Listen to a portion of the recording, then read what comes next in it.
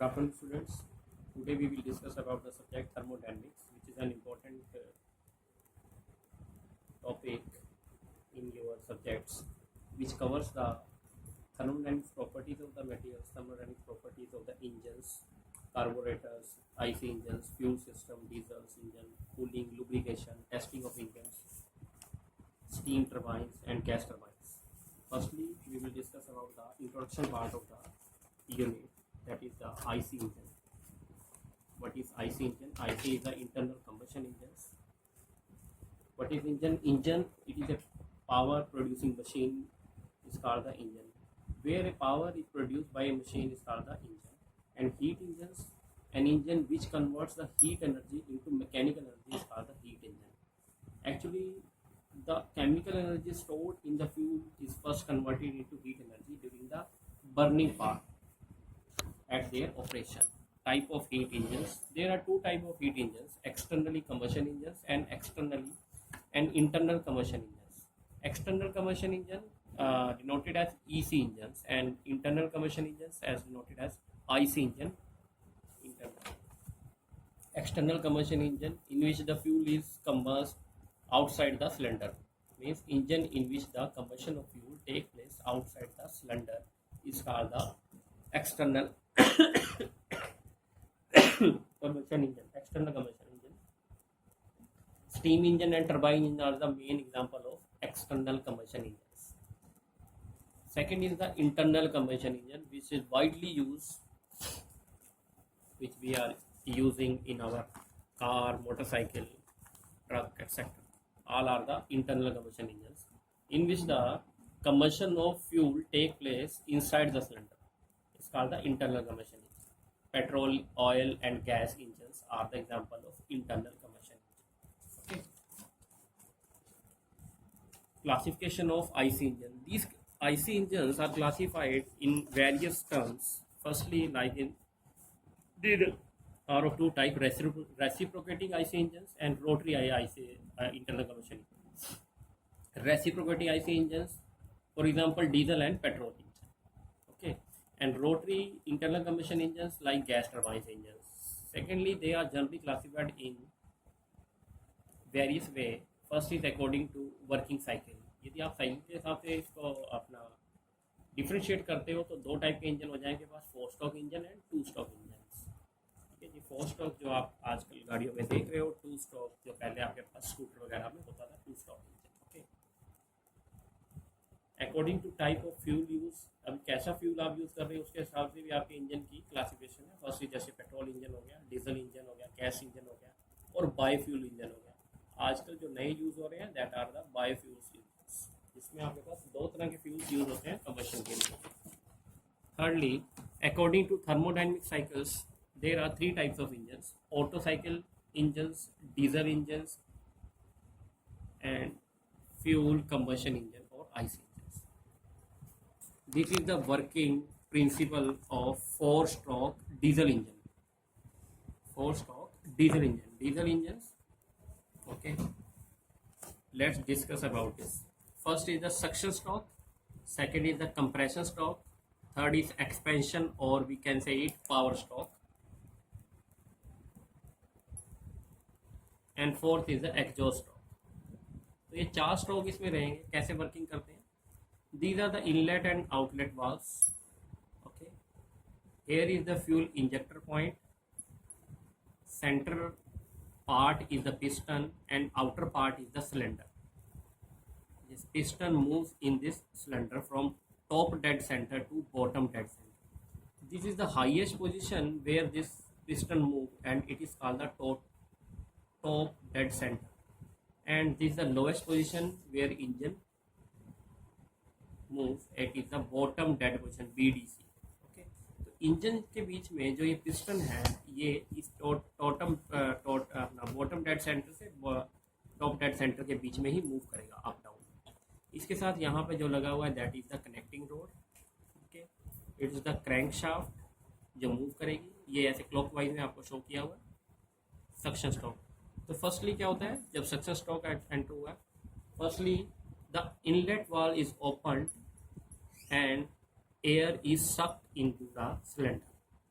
This piston moves downward from here to here connecting from connecting rod, ये ऐसे move करेगा नीचे की तरफ को, और क्या होगा कि ये इनलेट वाल्व ओपन हो जाएगा। इनलेट वाल्व के थ्रू क्या होगा, यहाँ से आपके पास एयर आनी स्टार्ट हो जाएगी। अब ये प्रोसेस तब तक चलता रहेगा जब तक कि ये पिस्टन बॉटम डेड सेंटर नहीं पहुंच जाता। लास्ट तक ये पहुंचेगा, ये क्लोज रहेगा, एग्जॉस्ट वाल्व बंद रहेगा, फ्यूल इंजेक्टर बंद रहेगा, और ये पूरा नीचे की तरफ जाएगा। जब ये पूरा नीचे जाएगा तो यहाँ पे क्या हो जाएगा, आपके पास एक फिल हो जाएगी air, that is called the suction. Means यहाँ पे एक सक्शन क्रिएट होगा, सक्शन से आपकी जो एयर है वो यहाँ पे इंसर्ट हो जाएगी और जमा हो जाएगी, फिर इंसर्ट। इसको वर्डिंग में भी यहाँ पे लिखा हुआ है, in suction stroke the inlet valve open during the stroke and only air is sucked into the engine cylinder. The exhaust valve remains closed. When the piston reaches bottom dead center, the suction stroke is completed. जब ये complete हो जाए यहाँ से यहाँ तक, तो इसका मतलब है सक्शन स्ट्रोक कंप्लीट हो गया। सेकंड स्ट्रोक में जाते हैं, इसको फोर स्ट्रोक बोलते हैं इसीलिए क्योंकि यहाँ पे 4 स्ट्रोक आएंगे। पहला स्ट्रोक आया आपका सक्शन, सेकंड स्ट्रोक में जाते हैं, सेकंड में आ गया compression stroke. Compression means compress करना है आपके। कंप्रेस में क्या होगा, ये नीचे चला गया था, अब ये कंप्रेस करने के लिए ऊपर की तरफ मूव करेगा। ये घूम रहा था ऐसे, यही आपकी कनेक्टिंग रोड इसको यहाँ से आगे जाएगी और ये पिस्टन इसको धकेलना शुरू करेगा। अब पिस्टन जब इसमें करेगा, जो यहाँ पे गैसेस थी, गैसेस मतलब एयर थी, अब वो एयर जो है वो कंप्रेस होनी स्टार्ट हो जाएगी। जब ये कंप्रेस होगी तो यहाँ का जो इनलेट वाल्व था ये भी क्लोज हो जाएगा, जो एग्जॉस्ट वाल्व था वो भी क्लोज हो जाएगा, फ्यूल इंजेक्टर पॉइंट वो भी क्लोज रहेगा। इस क्लोज से क्या होगा कि यहाँ पे इसका वॉल्यूम जो होगा वो रिड्यूस होना स्टार्ट हो जाएगा। जब वॉल्यूम रिड्यूस होगा तो यहाँ पे प्रेशर इंक्रीज हो जाएगा। अब प्रेशर इतना ज़्यादा हो जाएगा कि जो आपका यहाँ पे एयर है उस एयर का टेम्परेचर इंक्रीज हो जाएगा। अब एयर का टेम्परेचर इंक्रीज होने से यदि हम इसमें फ्यूल थोड़ा सा भी इंजेक्ट कर दें तो वहाँ पे बर्निंग हो सकती है। अब ये फुल पोजीशन में जहाँ तक इसको कंप्रेस कर सकता है ऊपर जाएगा और इसको कंप्रेस कर देगा, ये वॉल्यूम आपका रिड्यूस हो जाएगा, that is a compression stroke. यहाँ पे भी लिखा हुआ है, during this stroke piston move from bottom dead center to top dead center. Both the valves remains closed. The upward movement of piston compress the air to a high pressure, about 40 to 50 bar, 40 to 45 bar, and temperature to about 650 degree centigrade. आप समझ रहे हैं यहाँ पे temperature कितना लिख रहा है, 650 डिग्री टेम्परेचर के करीब वो वहाँ पहुँच जाएगा। ठीक है, which is sufficient to ignite the fuel. ये टेम्परेचर हमें सफिशियंट है इसको इग्नाइट करने के लिए, दैट इज़ द डीजल। यदि डीजल को हमें बर्न करना है तो ये 650 डिग्री टेम्परेचर है, इस पर थोड़ा सा भी हम इंजेक्ट करते हैं, ऐसे छिड़कते हैं तो उसमें आग लग जाएगी, वो मतलब फ्यूल बर्न हो जाएगा। At the end of compression stroke a fine spray of diesel is injected into the hot air, the ignite the fuel instantly. Injection of fuel take place at the constant pressure. अब यहाँ पे क्या करेंगे, यहाँ से ignition कर देंगे। जो आपने बोला था ये फ्यूल इंजेक्टर है, तो फिर जब ये कंप्रेस हो जाए 650 डिग्री टेम्परेचर पहुंच जाए तो अब इसमें इग्निशन के लिए रेडी है, तो अब इसमें से इंजेक्टर से इसमें इंजेक्ट कर दिया जाएगा, इग्निशन हो जाएगा। इग्निशन करने से इसमें बर्निंग हो जाएगी और वो जोर से क्या करेगा, एक प्रेशर पावर स्ट्रोक प्रोड्यूस करेगा और वो जोर से इसको धकेलेगा। यहाँ जो bottom dead centre, top dead centre पे पहुंचा हुआ था, ये नीचे बॉटम की तरफ भागेगा, नीचे की तरफ। इस चीज़ का होता है एक्सपेंशन स्ट्रोक। एक्सपेंशन में क्या होगा, यहाँ से फ्यूल इंजेक्टर से आपने फ्यूल डाला और फ्यूल से इसने क्या किया, फ्यूल यहाँ से इंजेक्ट किया और उसने बर्निंग की और फ्यूल ने इसको फिर प्रेशर डाला, और प्रेशर डालने से क्या होगा कि ये पिस्टन नीचे की तरफ मूव करेगा और ये क्रैंक ऐसे घूम जाएगी। तो ये पहला स्ट्रोक हुआ सक्शन, जिसमें एयर सक की थी। सेकंड स्ट्रोक जिसमें एयर को कंप्रेस किया था और फ्यूल को इंजेक्ट कर दिया, और फ्यूल इंजेक्ट करने के बाद पावर स्ट्रोक प्रोड्यूस हो गया, तो इग्निशन होगी। इग्निशन ने फिर इसको धकेल दिया। यहाँ पे इस केस में भी दोनों वाल्व क्लोज रहेंगे, यहाँ पे भी क्लोज, इसमें सिर्फ ये वन ओपन था।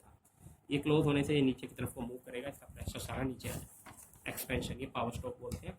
During this stroke both the valves are remains close due to increase pressure, the product of the combustion, the piston is pushed down in with the losses of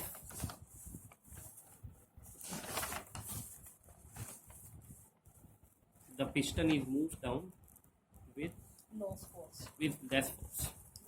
with less force। अब इसको force की जरूरत नहीं होगी और वो इसी के प्रेशर से, इसी के फोर्स से वो नीचे की तरफ मूव कर जाएगा। Okay, next is the exhaust gases. Exhaust gases हम निकलेंगे तो ये एग्जॉस्ट स्ट्रोक आ जाएगा लास्ट वाला, जिसके बीच में क्या होगा कि जो ये यहाँ पे गैसेस बनी है और जो स्ट्रोक दिया है, ये इसकी मूवमेंट के कारण ऊपर जाएगा अप की तरफ, और ये ही बॉटम डेड सेंटर से टॉप डेड सेंटर की तरफ मूव करेगा ऑटोमेटिकली। जैसे अभी इधर आया था, फिर ये इसको ऊपर करेगा तो ये ऊपर की तरफ जाएगा, ऐसे ऊपर जाएगा तो फिर ये यहाँ पे ये वाल्व खुल जाएगा एग्जॉस्ट वाला, और जो यहाँ पे बर्न फ्लूइड था वो यहाँ से बाहर निकल जाएगा।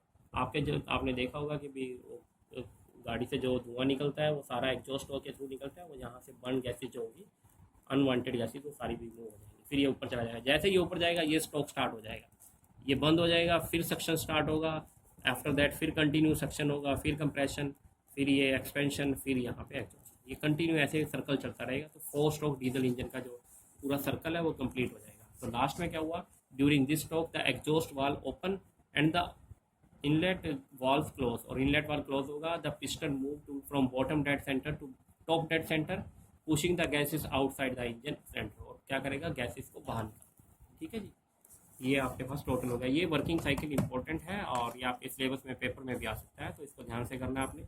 4 stroke diesel engine. Next is 2 stroke diesel engine. 2 stroke में और 4 स्ट्रोक में डिफरेंस ये है कि जो 2 स्ट्रोक में पहले वाले जो 2 स्ट्रोक थे, ये वाले 2 स्ट्रोक आपके सक्शन और कंप्रेशन ये आपके सिंगल स्ट्रोक में हो जाएंगे यहाँ पर, और दूसरे वाले में जो से एक्सपेंशन और एग्जॉस्ट है वो यहाँ पे हो जाएंगे। ठीक है, इस केस में वाल्व्स नहीं होते, उन केसेस में आपके पास वाल्व्स थे यहाँ पर, inlet and out exhaust valve. Here यहाँ जो है पोर्ट है, inlet port and exhaust port. Firstly क्या होता है कि इनलेट पोर्ट खुलता है और आपके पास एयर सक्शन कर जाती है, सक्शन करती है, ये पिस्टन नीचे की तरफ जाता है, यहाँ तक जाएगा, नीचे तक आके तो ये इसके बीच में ऊपर की तरफ गैस एयर फिल हो जाएगी, और ये पिस्टन जैसे ही ऊपर की तरफ जाएगा तो यहाँ पे इतना पोर्शन है इसका पिस्टन का, तो ये इसको बंद रखा हुआ है, दिख रहा है, ऊपर वाले को भी बंद किया हुआ है। तो यहाँ पे क्या करेगा, इसको जब कंप्रेस करेगा फिर इसके बीच में इग्निशन से ऊपर से फ्यूल को इंजेक्ट कर दिया जाएगा, फ्यूल इंजेक्ट किया तो ये प्रेशर मारेगा, ये सेकंड वाला स्ट्रोक शुरू हो जाएगा इसके वाला, तो यहाँ से ये खुल जाएगा, इससे बाहर निकल जाएगी गैस, और ये फ्यूल का कंप्लीट 2 स्ट्रोक में इसमें दोनों स्ट्रोक पूरे हो जाते हैं, इसमें सेकंड वाले 2 स्ट्रोक इसमें पूरे हो जाते हैं। तो यहाँ पे पोर्ट्स हैं, उसमें वाल्व्स है, यहाँ पे पोर्ट्स होंगे, inlet port and exhaust port. Okay, अब इसमें डिफरेंस है जो इम्पोर्टेंट है आपके पास, comparison of between petrol engine और डीजल इंजन, दोनों में डिफरेंस क्या है। कुछ तो आप देख चुके हैं, आप देखते हैं डेली गाड़ियों में, ठीक है ना। अब जो पेट्रोल इंजन है उसके बीच में हम एसआई इंजन बोलते हैं इसको, स्पार्क इग्निशन एसआई का मतलब, और ये डीजल इंजन है, ये कंप्रेशन इग्निशन है। इसमें कंप्रेशन करने से इग्निशन होता है, इसमें स्पार्क से होता है, मतलब इसके बीच में आपके पास स्पार्क प्लग रहेगा, यहाँ पे कोई स्पार्क प्लग नहीं होता। इसमें स्पार्क प्लग होता है, जैसे आप बंद करते हो स्पार्क प्लग से स्पार्क प्रोड्यूस होती है, और वो इंजन में मतलब पेट्रोल में इग्निशन प्रोड्यूस करती है। और इसमें डीजल में तो सिर्फ कंप्रेस एयर होती है, और आप सिर्फ डीजल को वहाँ पे इंजेक्ट करते हो और डीजल बर्न हो जाता है ऑटोमेटिकली। सुनिए, first difference is the petrol engine works on auto cycle और कांस्टेंट वॉल्यूम साइकिल, ये ऑटो साइकिल के ऊपर वर्क करेगा, और जो डीजल इंजन है वर्क ऑन डीजल साइकिल और कांस्टेंट प्रेशर साइकिल। ठीक है, इसमें प्रेशर कांस्टेंट रहता है, इसमें वॉल्यूम कांस्टेंट रहता है। During suction in petrol engine, during suction stroke the mixture of air and fuel या petrol is sucked into the engine. इसमें सक्शन स्ट्रोक में एयर और फ्यूल दोनों का मिक्सचर आएगा, कहाँ से, कार्बोरेटर के थ्रू मिक्स होने के बाद। और इसमें सिर्फ क्या होता है, सक्शन स्ट्रोक में ओनली क्या आता है, एयर आती है। In suction stroke only air is sucked into the engine, इसमें सिर्फ इंजन में क्या आएगा, ओनली एयर आएगी, इसमें एयर और फ्यूल दोनों आ जाएगा। और कहाँ से आएगा, अपना कार्बोरेटर के through. The compression ratio in petrol engine very from S ratio 1 to 9 ratio, okay, and compression ratio in diesel engine vary from 14:1 to 22:1। इसमें जो कंप्रेशन रेशियो है ज़्यादा रहेगी, इसकी कंप्रेशन रेशियो कम रहेगी। In petrol engine spark plug is use to ignite the charge with an electric spark, इसमें spark plug का यूज़ किया गया है, इसमें कोई स्पार्क प्लग नहीं है, फ्यूल इंजेक्टर होते हैं इसमें, fuel injector is use the fuel burn by the heat of the compression cycle. Initial cost is less and of the petrol, इसकी इनिशियल कॉस्ट कम होती है पेट्रोल इंजन की, इसकी इनिशियल कॉस्ट ज़्यादा होती है। आपने देखा होगा कि पेट्रोल गाड़ी सस्ती मिलती है, डीजल गाड़ी महंगी मिलती है इनिशियली, ठीक है ना, जब आप इनिशियली खरीदते हैं। बाद में ये सस्ती पड़ती है क्योंकि इसका डीजल की कॉस्ट कम पड़ती है। Running cost of petrol is high, इसमें रनिंग कॉस्ट ज़्यादा है जबकि इसकी रनिंग कॉस्ट लो।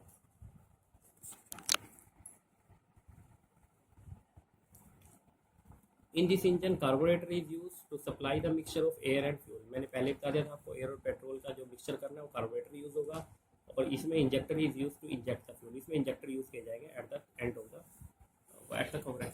कंप्रेशन स्ट्रोक के लिए हम इसमें इंजेक्टर यूज करेंगे। दोनों में ये डिफरेंस है। इसके अलावा एक डिफरेंस टेबल आपके पास और है जो मोस्ट इंपॉर्टेंट है कि difference between 4 stroke and difference between 4 stroke and 2 stroke engine. यदि 4 स्ट्रोक हैं तो इसमें 4 स्ट्रोक रहते हैं, बस आपको दिखा देता हूँ। There is 1 power stroke for 2 revolution of shaft. इसमें 1 पावर स्ट्रोक रहता है 2 रेवोल्यूशन के लिए। There is 1 power stroke for 1 revolution shaft, और इसमें 1 स्ट्रोक रहेगा 1 रेवोल्यूशन के लिए। 2 mechanically operated valves are provided. इसमें 2 मैकेनिकली ऑपरेटेड वाल्व होंगे, इनलेट वाल्व और एग्जॉस्ट वाल्व। इसमें पोर्ट होंगे। The reciprocating piston act with itself है, जो रेसिप्रोकेटिंग पिस्टन है वो वाल्व का काम करेगा, इसलिए इसमें पोर्ट होते हैं। Okay, more complicated auto valve mechanism, और इसमें simple due to absence of valve. इसमें वाल्व नहीं है तो ये सिंपल मैकेनिज्म है। इसका कॉम्प्लिकेटेड है क्योंकि इसमें वाल्व होते हैं। Number of moving parts are more. इसमें नंबर ऑफ मूविंग पार्ट ज़्यादा रहेंगे, 4 स्ट्रोक हैं। इसमें नंबर ऑफ मूविंग पार्ट कम होते हैं, ठीक है ना। Less wear and tear of moving part, इसमें कम होता है, लेस होता है, और जबकि इसमें वियर टीयर ज़्यादा होता है moving parts. The crankcase is not made a gas tight, और इसमें जो होता है crankcase is made gas tight for petrol engine. It's heavier in weight, ये हैवी रहेगा वेट में और ये लाइटर रहेगा वेट में। Okay, turning effort of crankshaft is not uniform, और इसमें turning effort of crankshaft is uniform. So light and flywheel, इसमें क्या होगा कि जो फ्लाई व्हील है वो छोटा ही यूज़ कर लेंगे, लाइट वाला, कम वेट वाला, और इसमें जो फ्लाई व्हील होगा that is heavy fly wheel is used. It produce less noise और इट प्रोड्यूस मोर नॉइस, इसमें नॉइस ज़्यादा होती है। आपने देखा होगा 2 स्ट्रोक वाला जो इंजन होता है, जैसे कि आपके पास आपका स्कूटर है, उसकी आवाज़ ज़्यादा होती है, जबकि 4 स्ट्रोक वाला जो है उसकी नॉइस कम होती है। मेंटेनेंस कॉस्ट इज मोर है, इसकी मेंटेनेंस कॉस्ट थोड़ी लेस कम है। फ्यूल कंजप्शन इज लेस, इसकी फ्यूल की कंजप्शन बहुत कम है, इसकी फ्यूल की कंजप्शन ज़्यादा है। It is used for the heavy vehicles and it is used for the light vehicles. ये डिफरेंस है दोनों में, 4 स्ट्रोक और 2 स्ट्रोक में। अब एप्लीकेशन है आईसी इंजन की कि पेट्रोल इंजन में और डीजल इंजन में। पेट्रोल में भी वही 4 स्ट्रोक पेट्रोल इंजन होता है और 2 स्ट्रोक पेट्रोल इंजन होता है। डीजल में भी 4 स्ट्रोक डीजल होता है, 2 स्ट्रोक डीजल होता है। ये एप्लीकेशन है, इसलिए अलग अलग इंजन है, अलग अलग एप्लीकेशन के साथ है। ओके।